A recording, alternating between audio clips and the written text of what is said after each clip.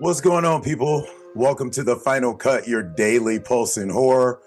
Welcome back to your daily blast of blood, guts, and indie dread from the Crypt Keepers at HMU and Submissions and Slashers. Of course, I'm your host, Travis. It is Thursday, August 7th.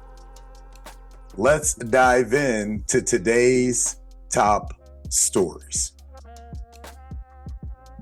All right, first up, the horror game Vile Exhumed from Kara, Cadaver, and Final Girl Games was banned from Steam despite having no nudity, no sex, and no pornographic content. The reason: Steam flagged it for sexual content with depictions of real people, likely due to its themes of obsession and adult celebrity culture.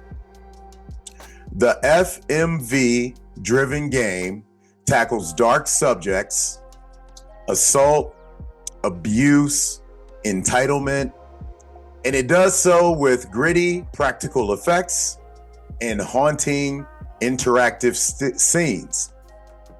The Steam takedown is being criticized as a direct attack on creative expression, and it comes as platforms like itch.io and Steam shift power over NSFW content to payment processors under pressure from anti-porn activists.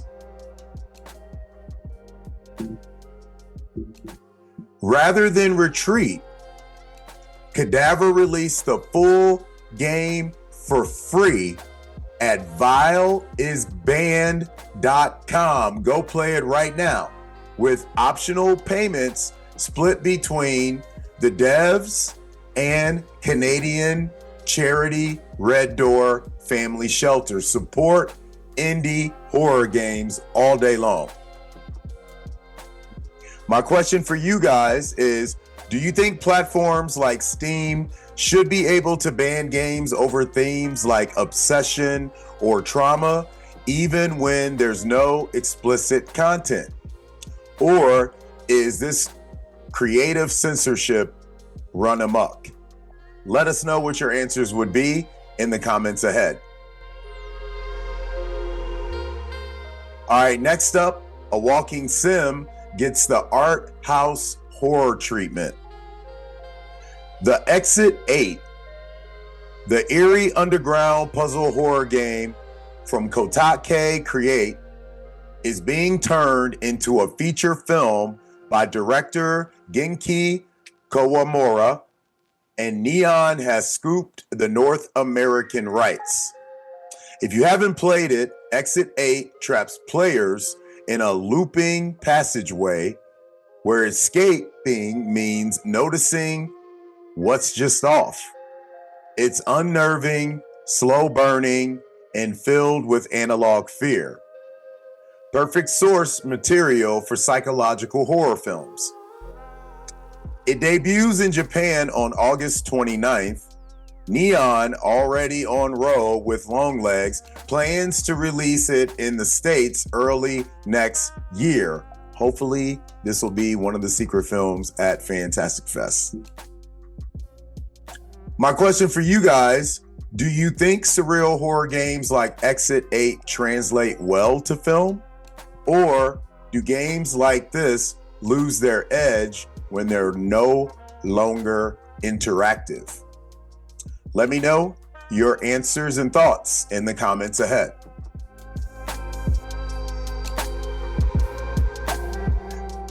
And finally, Larry Fessenden's Monsterverse is real. The indie horror godfather has wrapped filming on Trauma, or Monsters All, a crossover sequel combining three of his previous works: Habit, Depraved, and Blackout. That's vampire plus Frankenstein plus werewolf, all under one roof. Fessenden says it's his essential tribute to Universal horror movies, the monster classics, of course, but with a deeply personal modern twist. Everything's Brooklyn-fied.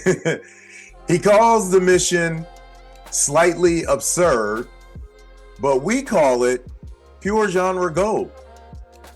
The cast includes returning stars like Alex Bro and Alex Hurt, and yes, Barbara Crampton is back.